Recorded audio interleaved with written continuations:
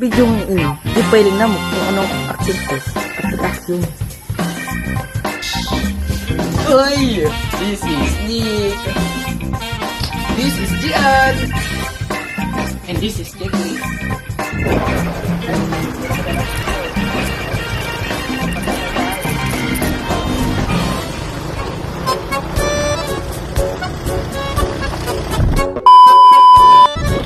So for today's vlog mga pala, ipapakita natin ang dalawang types ng interaction. Ang action at ang reaction test. So in this vid, bumabiyahe nga pala kami papuntang Ekigan mga pare. Joyride ba? Uy, what a transition. So dyan nga pala silang dalawa ay naglalakad pataas. At may nakita si Nick. What? Oh, pull up by JR. At ito nga nakikita natin ang action na ginawa ng Jersey.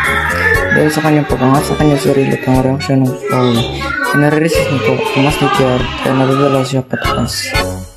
At yan nga pala naglalakad ako dyan. Eh wait, magpads. Wait lang at lang.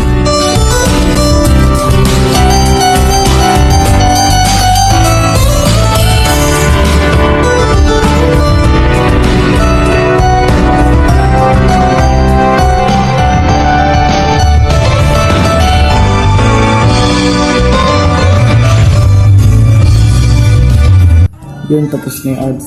Ito nga pala naglalakad ako dyan. So yan nga. Yan na nga. So ang action first dyan ay ang pagtulak ng aking pasa from. Kaya nakakatravel ako pa straight. And the reaction naman ay ang pag-push sa akin ng ground para makamove.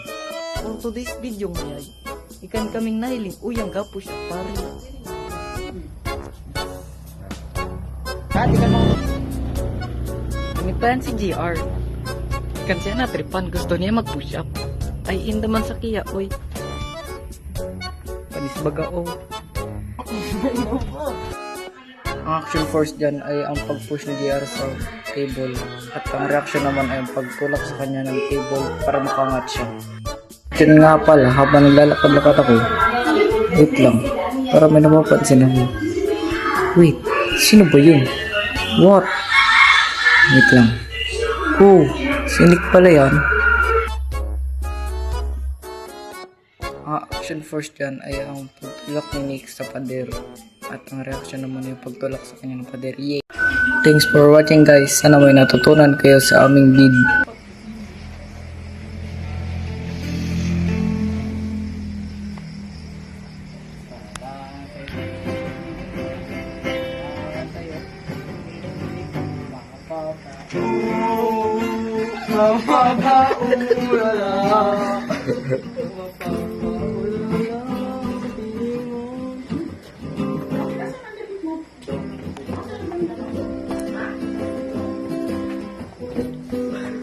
Go, get it.